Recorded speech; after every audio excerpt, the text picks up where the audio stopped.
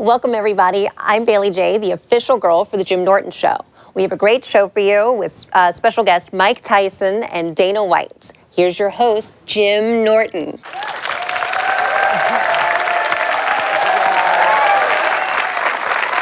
you.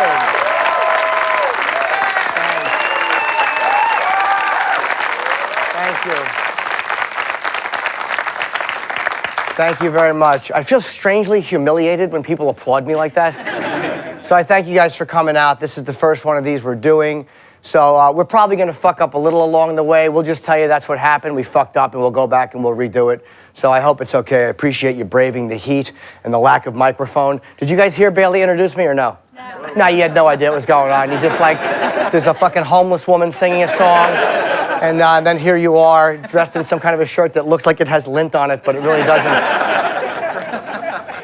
I actually thought this shirt would look kind of stylish, and I'm in the mirror, and I'm like, it looks like a fucking tissue exploded in the dryer. This is what I get, though, for thinking I'm gonna look really handsome in my blazer like a douchebag.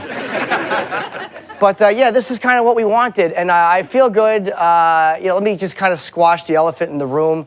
I'm HIV negative. And I do the old school AIDS test. After I'm finished, I'm like, you're clean, right? And she's like, yeah. I'm like, all right. Yeah, me too. People have been freaking out, though, because I've lost weight. And they're like, what's the matter with you? Like, are you starting a Manhattan Buyers Club? Thank God. I wasn't sure if that one was going to totally bomb. I'm happy you enjoyed it. Dallas Buyers Club, most of you saw it, I guess. Yeah. Which was amazing. Matthew McConaughey won the Oscar. I mean, he actually got AIDS for that movie, which I was very impressed with. And a lot of people have been asking me, why are you doing a talk show? Like, why is this the vehicle you want? And it's obviously there's not many more options at 45. Have you seen my acting? It's like, believe me, there's better line delivery on Bang Bus. Doing this talk show was one of my last options. Like, it's either this or Monster Rain, the musical. Vice told me they wanted me. They've been really great. They told me they wanted me to do a show that kind of represented me. But I'm like, if we're going to do a show that represents me, I'll broadcast from a parked car in the meatpacking district.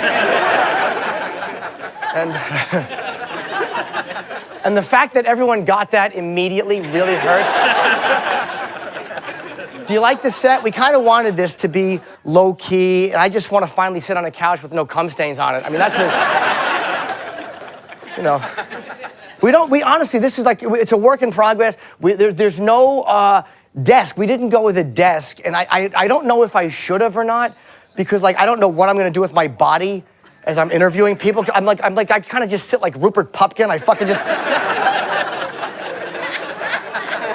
I'm gonna look at people and just like blink uncomfortably. It's gonna really, people actually like my eyes. By the way, this is like why I'm on Vice, and this is where I belong. I am not network friendly. Like, a lot of you know me and you're okay with the fact that my left eye is fucking, I look like I'm giving out code from a fucking Vietnam hostage video. By the way, this was not my original dream. I'm happy to be doing this, but my original dream was to host a show with Gary Glitter, Pete Townsend, and Woody Allen called Kids Tell the Darndest Lies. I want this to feel different than other talk shows feel. I'm not gonna out-Fallon Jimmy Fallon. I mean, he's a master at what he does. I'm not gonna be able to get celebrities to do like fun things with me and get 7 million views. Like, my idea of a fun, viral celebrity video would be to fill a bag with shit and smash Nancy Grace in the face with it.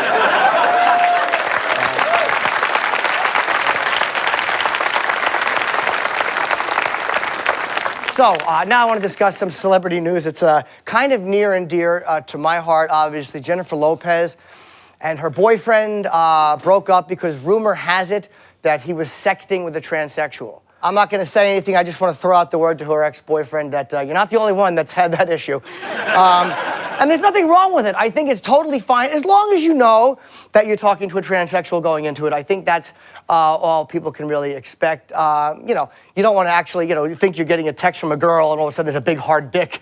It's like opening a box of Pop-Tarts and finding, a big hard dick.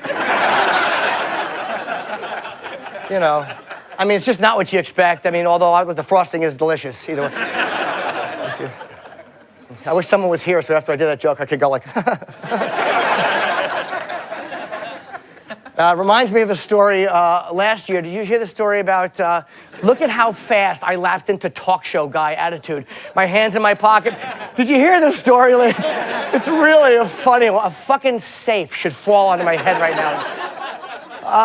There was a story last year about a guy, I think it was a Belgian guy, who divorced his an Indonesian wife of 19 years because she confessed that she was transsexual. He should have known something was wrong, because what wife would tolerate that much anal? And the husband did say he thought it was kind of weird that in 19 years of marriage, they had an 80-inch TV and no kitchen table. Anyway, he said he was really heartbroken and he's gonna miss sucking her cock. Well, to break the fourth wall, this is going better than expected so far. Let's just say hello quickly to my my beautiful host, Bailey. Come up, my co-host Bailey. Come and sit.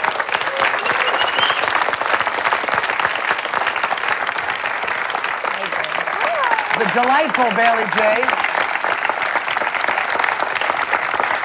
And I hope you guys like this this sketch. The monitors are there.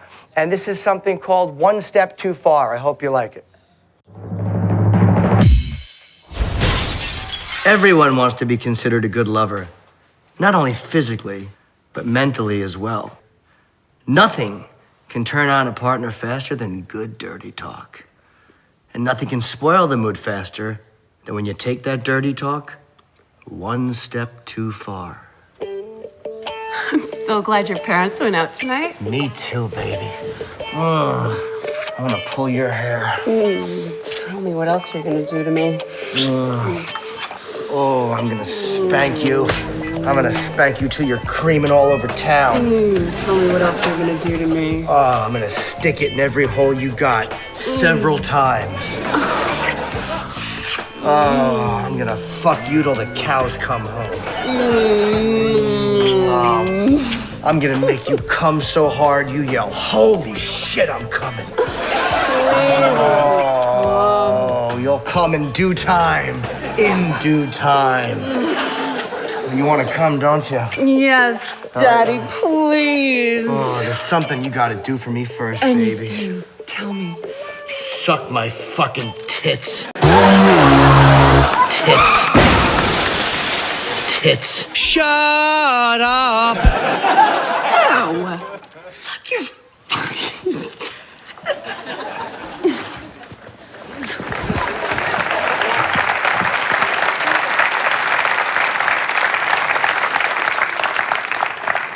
And Bailey, I'm happy that you're a part of this with me. Yeah, I'm happy to be here. And am I going to get, now you know that Bailey is the official girl of the show, and am I going to get in trouble for the transgendered references? I get in trouble for transgender stuff. Yeah, probably, I'm sure. What is it about it? Because it doesn't seem like everybody's getting so hypersensitive lately and you know, easily offended. Yeah, a lot. And people assume I am, because I'm transgender, so people assume I'm really sensitive about stuff, so people talk to me like I'm gonna bite their head off on the internet, so yeah, but it's lame. I'm very not like that. Yeah, so if I get in any trouble, you might, oof.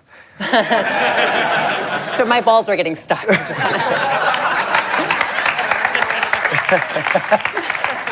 Sometimes you hear a woman say something About their balls. and you say, "That's my wife." You know, a lot of people are going to watch this and go like, "Hey, is this show for me? I don't know." So we've put together a little bit of a quiz to kind of cover our bases, because the lawyers asked that I do that. So we've written up a few questions. Now, if you answer yes to any of these questions, the Jim Norton Show is probably not for you, and you should move on. Ask yourself these questions. Can I name 2 or more of the Kardashians? If the answer is yes, get the fuck out of here. Do I lower my voice when talking about Arabs? Do I have a no N-word policy, even during a Knick game? Would I avoid eating something if I suspected jizz may have spilled on it? Do I look down on people who enjoy a good shit your pants story? Do I look down on people who enjoy a good shit on your coffee table story? Now, again, if you answered yes to any of those questions, you're going to hate what I do. You're going to hate what I represent. However, I don't want to be a negative Nelly. So I kind of spun it the other way, too. And now we have some questions where if you answer yes to any of these questions, I think you have found a home here at the Jim Norton Show. Is my dog afraid of my erection? And if so, does that fear have a backstory? Is my prom photo a selfie? Do I collect hookers' driver's licenses? Have I ever asked someone to smell my fingers on a job interview? Do I have a pile of children's shoes in my attic? Can I smell my own dick underwater? If you answered yes to any of these questions, the Jim Norton Show is for you.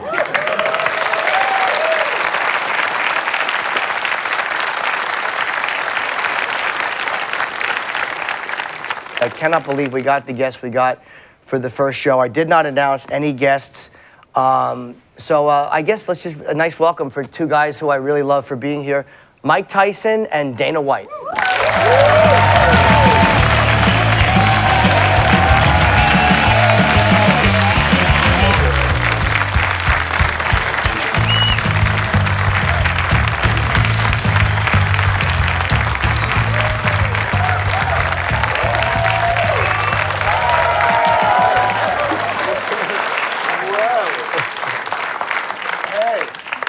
Where'd your friend go? We're not sitting together. On every other night show, we sit together. All those. I know, I do. She is quite a delightful young lady, isn't she? Oh man, she just would have did wonders in prison. Oh, yeah, I guess in jail they do kind of section certain girls away, right? Well, it's a possibility. Some people don't want to be sectioned away. Oh, some might not want to be sectioned away. You mean they might want to be in general population? The population's real stimulating. Is it really? Yeah, I guess if you're transgendered, you'd want to be around a bunch of, you know, overeager gentlemen. Where's this going? How can I miss it? How did this happen? That's a good question. I mean, at least Mike has a history and remembers something. I'm just speculating, hopefully. Oh, no. But I appreciate you guys being here, man. You guys went so far out of your way for me, and thank you. I like being here with you, Jim. You do? Why is this stinky floor? Oh, hold on. There's a way to handle this. All right.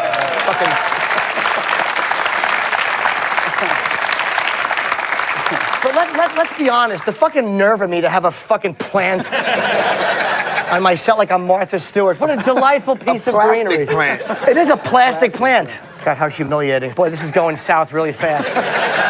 Mike and I are going to fight over Bailey J, and I'm going to lose. Oh, that's her name, Bailey J. Yes, Bailey J. Oh, Bailey.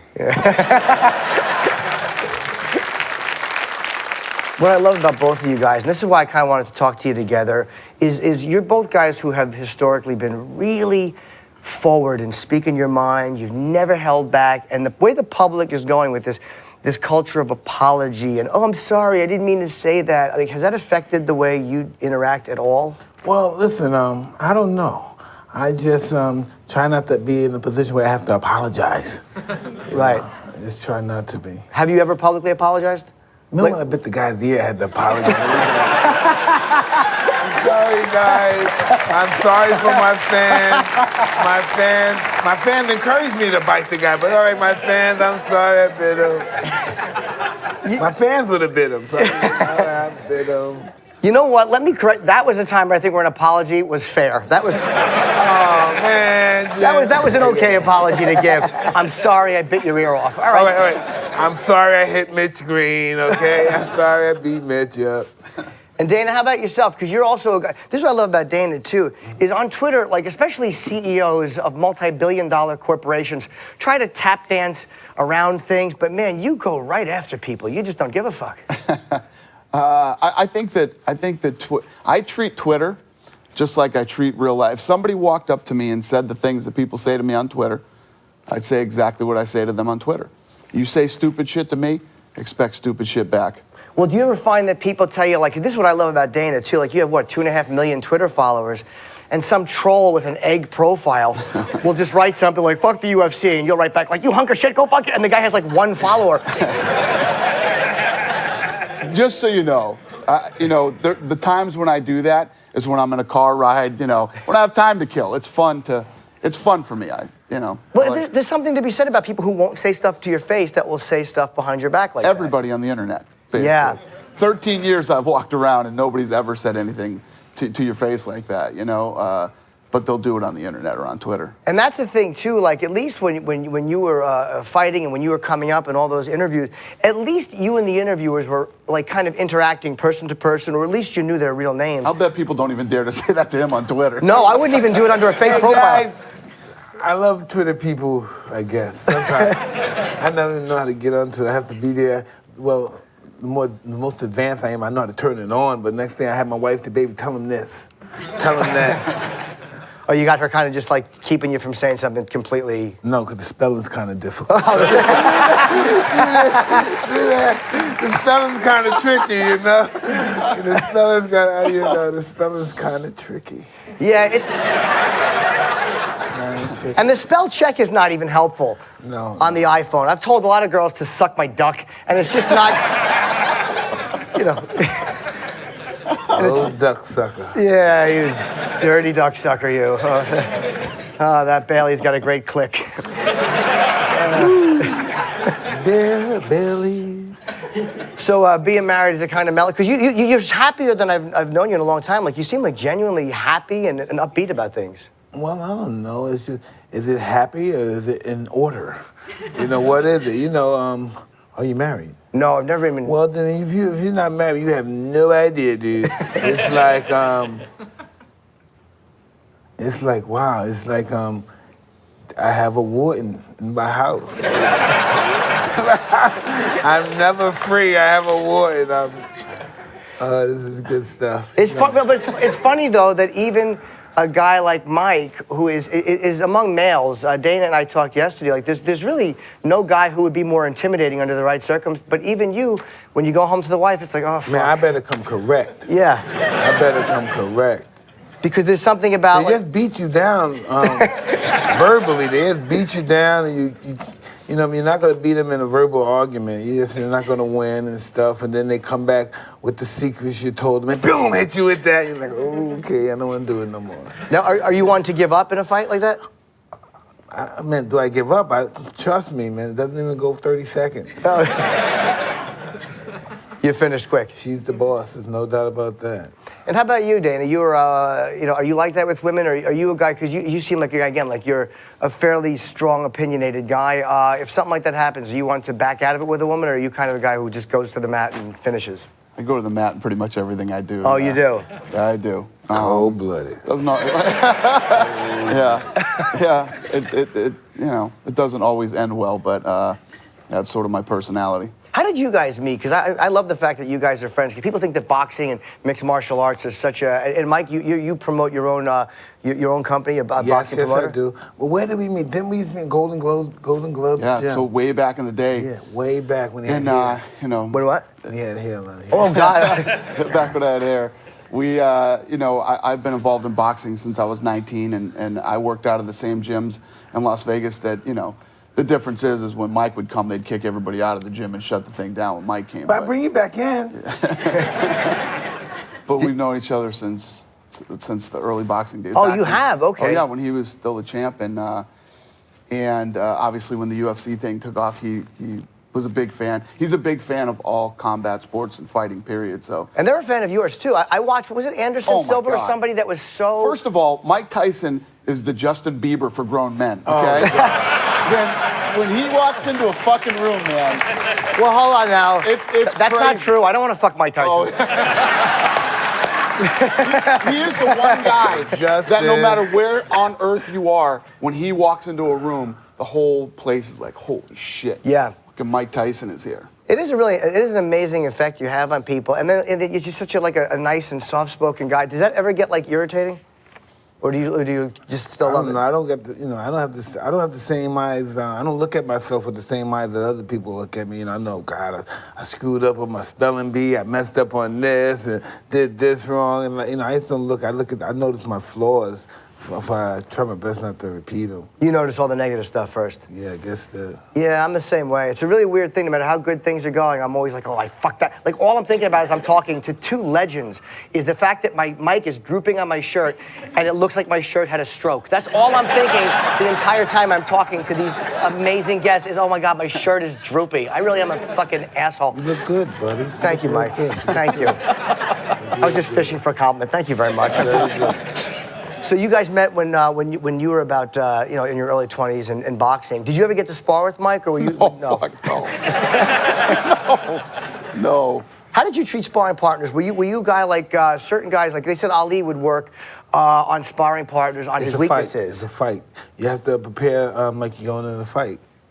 Because if you don't prepare like you're in a fight, you may not have a good outcome. He had to spend tons of money on sparring partners. He used to buzzsaw through guys. Oh, really? So you wouldn't go at them and work on your weaknesses. You would plow right through them. Were there any guys that just didn't want to come back? Oh, many times. When I was a young kid in Catskill, New York, the professional fighters would come up there. They get their car in their nice suit. So after a session of sparring, in the middle of the night, they would sneak out and go back to New York and not come back. And then Cuss would say, wow, another one of them left again. And me and my friend Tom Patty would run up in their room and go in their bag and steal their shoes and grab all the stuff they left.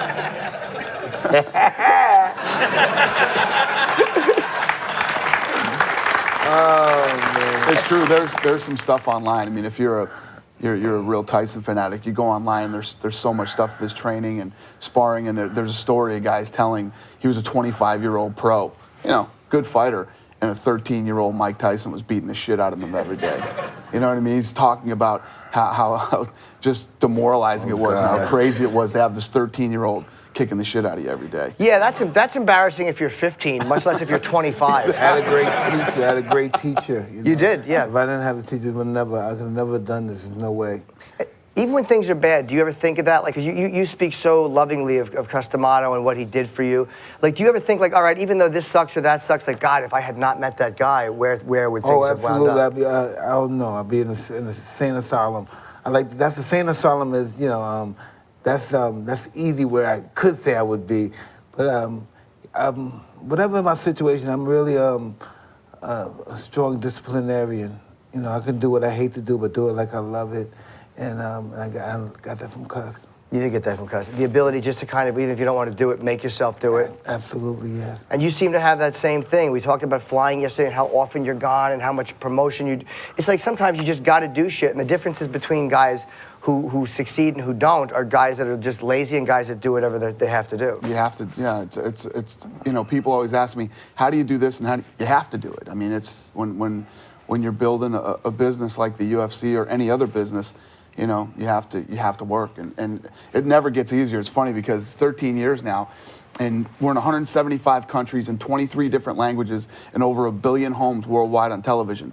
And you think, when you're early on building, it's like when we get to this point, I could probably chill out. Right, exactly. Yeah. And it just gets harder and harder. It doesn't get easier, it gets worse. What got you out of boxing, by the way? Because you said that you started when you were like 19, and you're a pretty. What did you fight? Were you a light heavyweight or heavyweight? No. I weighed 156 pounds. Oh, okay.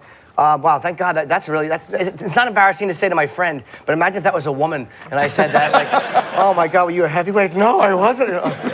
Oh, okay. So what is 150 something? 156. I was junior middleweight. Huh? Junior middleweight. Junior middleweight, and so you had actually some fights that you fought? Amateur. I never fought pro. How'd you do? I'm a promoter now, so I didn't do too damn good. Yeah, I guess that was just didn't go very good, I guess.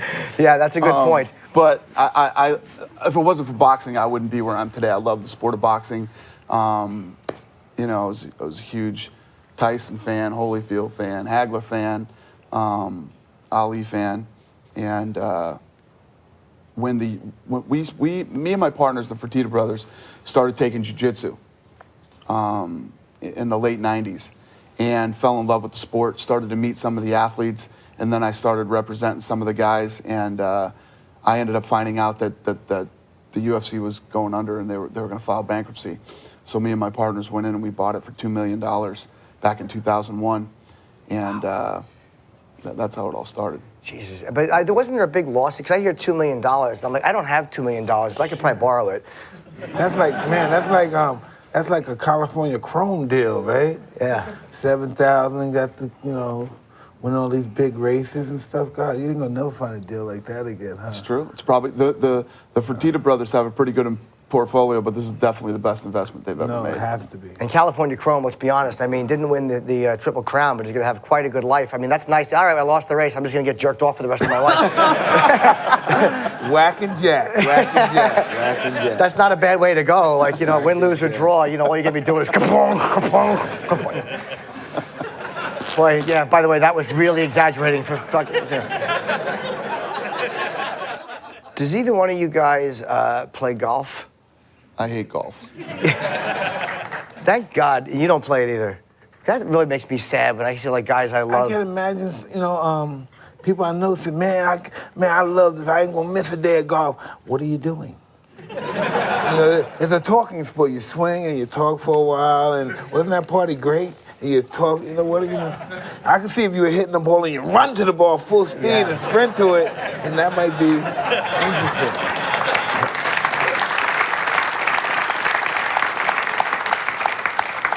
And I wanted to hit on something that I'm always... Why'd you ask us if we play golf? Because it was just, I just for some reason, I was thinking like, every athlete winds up playing golf. And I've never heard either one of you guys talk about it. And I was like, I was so happy. Too slow for us. And it also ties in with that adrenaline. It just, to me, it doesn't seem like, if you're Tiger Woods maybe, but it doesn't seem like a big adrenaline building. Seems like a complete waste of time to me. Yeah, it does, right? Yeah. And for you is, I mean, I know it's been published and stuff like that. And you The said only something. thing worse than playing it would be watching it. Oh, I know. Right? It's awful. Yeah. It's fun. That's why I love Tiger so much. I mean, because, you know what I mean? That's what I would do if I was playing golf like that. I would fuck a Perkins waitress with no rubber. That's what I would do. Okay, we'll be right back with Dana White and Mike Tyson. And if you're wondering, yes, Mike is covering an erection with that pillow. My wife always thinks that. Your wife thinks that? I do this because my wife says when you're on television, you're always touching your dick. So you go, put it right here. Do you know, I'll tell you, I had a girlfriend one time, the whole story. No,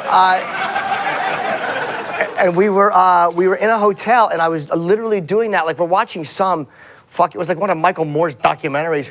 And I was just like toying with my dick. It wasn't sexual. And she goes, could you fucking stop that? I feel like I'm watching an addict get high. And I was just doing it. And I don't realize I'm doing it. So it's like, for you, it's the pillow.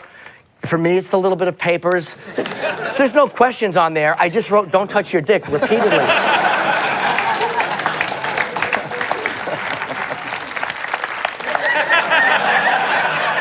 And you're watching The Jim Norton Show. I'll be right back with Dana and Mike. Sit tight. It's the Jim Norton Show. The Jim Norton